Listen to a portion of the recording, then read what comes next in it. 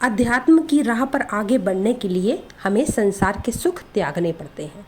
तो सुख त्यागने का मतलब ये नहीं है कि हम शरीर से सुख त्याग रहे हैं, जैसे कि हमने भगवा भेष धारण कर लिया, या फिर हम अपना गृह त्याग कर कर आश्रम में आकर रहने लगे, या फिर हम जगह जगह हर रोज़ सत्संग करा रहे हैं। नहीं, हमें ऐसे बड़े बड़े कार्य नहीं करने हैं, बल्कि बस हमें छोटी छोटी चीज़ें समझनी है कि कौन सी चीज़, जब जैसे हम कोई कार्य करें उसमें हमें सही और गलत समझना है।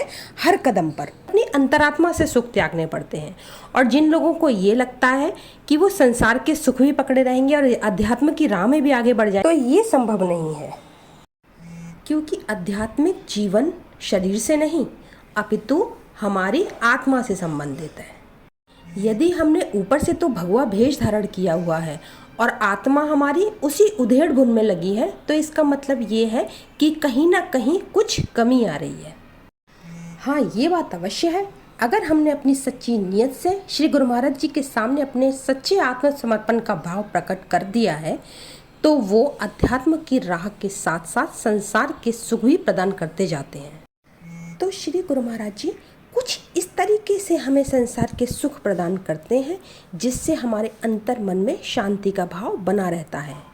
और अगर देखा जाए तो अशांति ही सारी समस्याओं की जड़ है।